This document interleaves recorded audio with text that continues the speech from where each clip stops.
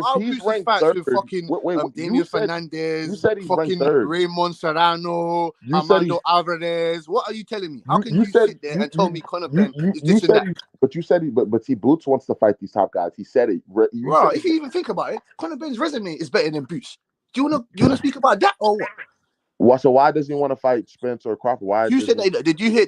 Excuse me, sir. Did you hear Conor Ben say, "I don't want to Why fight isn't those he guys"? calling them out? No. I'm He's asking ranked you. third. I'm asking you. Did you hear though? Did you hear him say, Why isn't "I he don't want to calling out fight Bruce"? champions? Did you He's hear him say ranked that? third, and he's not calling out. He feels like he still needs to It's build the his men in resume. the suits, sir. You are a boxer. You know this. You know this. It's the men in the suits, sir. Not the men in suits. He could still say, "I'm ready for." Hey, brother. Champion. He's not. You already know that them type of fights is not happening. He's never even said an inkling that he believes he's ready for a champion. He's even all right. Let me. You're a fighter, right? You're a fighter, right? Yeah. So when are you going to fight Dylan White and that? When I'm ready. No. It's not when you're ready. No. It is when I'm ready. I'm skilled.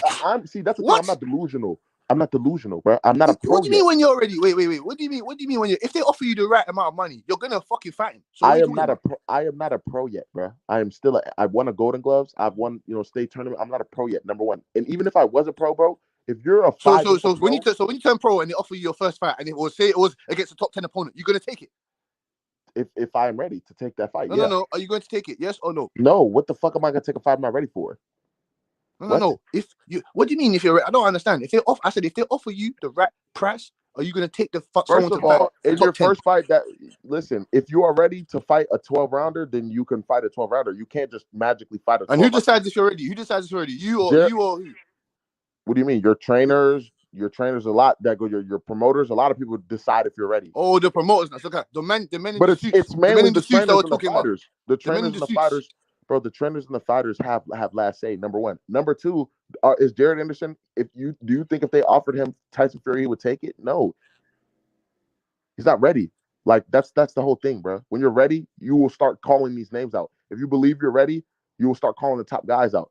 You feel me? That's what happens. Nonsense. When you're people know how the business works. You should know how the business works as well. Bro, you remember when Joe Joyce said he wasn't ready for Luis Ortiz? Anyways, bro, it's just dumb shit, bro. It's delusion, bro. When you're ranked third in across multiple sanctioned bodies, you should be calling out nothing but champions when you're ranked that high. If you felt you were ready, bro, it's a completely different scenario than someone who's unranked. Well, you feel me? Why would an unranked fighter call out a champion? You only see. So you think Cameron Duncan? You think Cameron Duncan is going to do business with Eddie Hearn? Is that what you think? I'm just asking you. I'm just saying he would have. No, let's not just say. We're talking the facts now. No.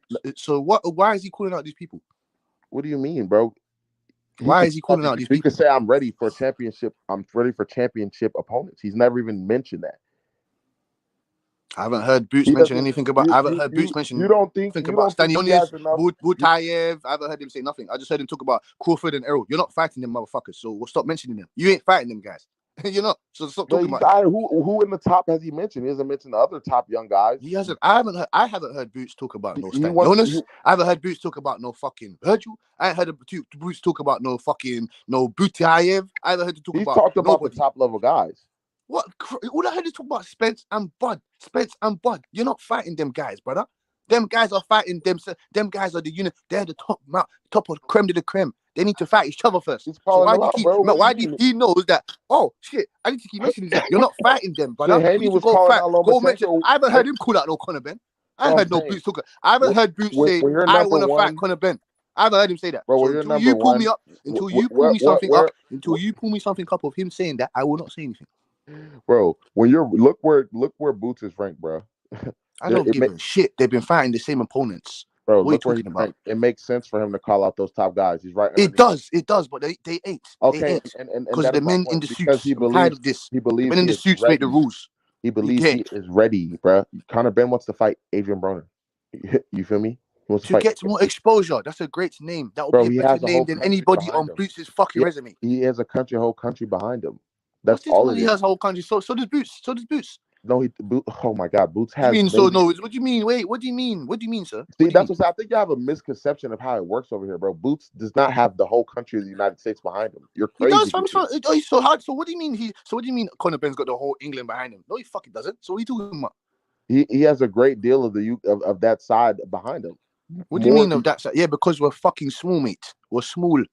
Like I told you, we're small. We're a small country. He probably has more fans than Boots, bro. I'm pretty sure he has more followers, all types of shit. What are you saying? What does that have to do with anything? I don't get it. What do you mean? What does that have to do with anything?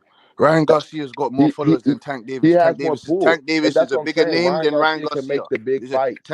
Ryan Garcia's got If more Ryan followers than Garcia Tank won, if Davis. Ryan Garcia Tank could have fought Davis Haney, is listen, more. Ryan Tank Garcia can Davis make the sells big more fights, shit bro. than Ryan Garcia. Conor So what Ben are we has a talking better about? chance of making the big fights, bro. He can make the big fights Pardon? if he wants them. He's not ready. That's Pardon? it. He'll tell you he's not ready. He's not ready. Ryan Garcia's gonna tell you that. Eddie Hearn will tell you he's not ready. Eddie Hearn has said he's not ready for the big. Like, what are you saying? Conor Ben. Huh? Who you talking about, sir? Bro, Eddie Hearn will tell you Conor Ben's not ready for those type No, of that's guys. a lie, sir. That's a lie, sir. I got receipts right here of him saying that he's gonna be put in the big championship welterweight fights. So I don't know what you're talking about. When? What do you mean when? You said you have receipts that he will be put. Yes, when? receipts, sir. Saying when? Is it like a when, or they're just saying he'll be put? Because anyone can say in the last press conference of him and Van Herden, sir. He'll be put when? When will he be put in these fights? Oh, when? Oh, that's what I said. I'm not the man in the suits. I don't know. I don't know when everyone's available to fight. It's an arbitrary statement that means nothing. Oh, right? What do you mean?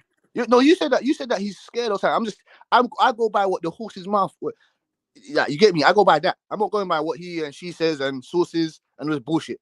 I'll pull up the receipts and I'll play it for you. Or first of all, you said you put up the receipts. You go by this he say, she say stuff and when and all this stuff. When is Boots gonna fight a top 5 opponent? When he's able. Why isn't Boots calling out fucking Virgil? He believes he's ready. What's this believing ready shit? No, it's the men in the suits, brother. Stop with this believing ready crap. Stop with that. You don't know what's going on. If you ask Jared Anderson right now, he'll say, "I'll fight fucking Tyson Fury." On something I don't know about. Why would I speak on the men in the suits? If you ask Jared Anderson right now, are you ready to? Would you? And are you ready to fight a top 5 opponent right now? You think the boy is going to tell you no? You think he's going to say, "Nah, man, I ain't ready"? Is that what you think? No, that's what I'm saying. He won't say that because he believes. Then what are you talking about when he's ready and all this stuff? What are you talking about? Your guy hasn't. Hey, Cassidy. What's up, man? What's up, man? man? Yeah, you and Smoke. Let me get this dude real quick, man. He food up in here, man. I live for these type of dudes. You talking about these dudes don't make no sense, Augusta. But your whole point to come up in here, bro, was to belittle fighters because they ain't American, motherfucker. I'm American. Yeah, that's what I'm saying. That's all that old racist. That's that old racist. That's all. That's just another conversation of that old racist ass bullshit, bro. I live for motherfuckers like that. That's what it sounds like. You, yes, you. Your whole point to come up in this respect for the was English to fighters. belittle. Hold on, Cassidy. I got this, bro. Sit and eat your popcorn. I got this, bro. I got this, dude. He food, man. You know what I'm saying? He food, man. I never belittle UK fighters. He appetizers at a restaurant, man. Stop that shit, nigga. I never belittle UK fighters. Only fuck niggas have conversations about this. Like your shit out here was to belittle this man because he ain't from motherfucking America, man. Cut the bullshit, my nigga. That's not true. I just made that a is factual true. statement. That is true. And I'm gonna tell you why. I made a factual statement. You're in your emotions, bro. You gotta relax. Point was we. You gotta relax, bro. I made a factual statement that Americans dominated boxing for the history. Nigga, like that FUBU type shit. I made it a general statement that Americans. He agreed that Americans have been dominating boxing. He agreed with what I said. Let me talk, bro. No, bro. You've been running your mouth. I'm not gonna have no nigga over yelling me, bro. That's why you steady over yelling, bro. You've been running your fucking mouth about America. He's so far left right now. It's don't even worth. I don't give a fuck what you talking about. I don't give a fuck what you talking about. You're not about to put words in my mouth. You're not about to put words in my mouth. We got enough of that shit up in this world, bro. He's so far left. He don't even know what the conversation's about, really. He doesn't. You putting words in my mouth. He don't know what the conversation. You weren't here. You weren't here. You came in here, bro, on some American. No, I didn't, nigga. You're lying. That's not what happened, Ty. That never happened, nigga. That's not what happened. That never happened. You're fucking Hold lying. on, Smoke. Y'all niggas been talking for hours. Let me talk, bro. You're fucking lying. I'm talking to this man, bro. Nigga, and you're lying. That's the problem with y'all. Y'all can't shut up, bro. Y'all can't shut y'all mouth, bro. So you would have been here when I said I have UK fighters that are my favorite fighters. You would have been here. And you over there co-signing that bullshit, Smoke. You over there co-signing that whole ass. What T.Y. thinks is conversation. But look, Smoke, only fuck niggas have conversations about this shit boxing, nigga. Fuck where you from. Fuck what color you is. Purple, red, blue. Y'all starting that for us, me, for us, and all that bias shit, man. Shut the fuck up with that whole ass shit, man. Don't nobody want to hear that bullshit, bro. That's another race conversation. You trying to belittle this motherfucker, man. You ain't gonna belittle. You ain't gonna belittle him while I'm on this motherfucker. Dummy. You ain't gonna belittle him while I'm on this We're not talking about race, nigga. I know that. You're making man, shit up. Shut up with that for us, weed, and all that bitch. That's some bullshit. We're not talking about nobody want to hear that shit, man. Don't nobody want to hear that whole ass shit, bro. Because the motherfucker ain't American and all that shit. This ass nigga brings up shut that whole ass shit up, bro.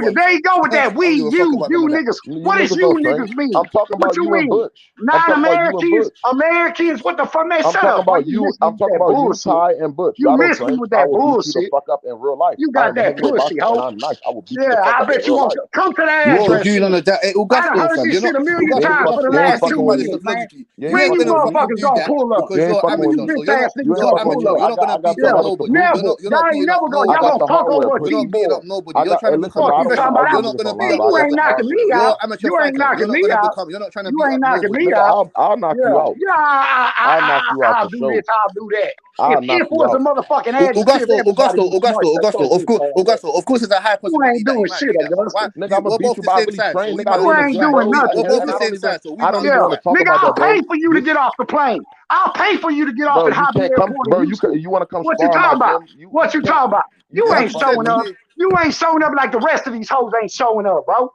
nigga. Fuck I out of box here. for real. Fuck out of here with that American we and us I and all that box old for fucking real. race ass Bro, you on bullshit, mute, ho. Butch? I can't hear you. You a pussy. I can't You hear a you. pussy, ho. I You don't box need for to real, hear him. bro.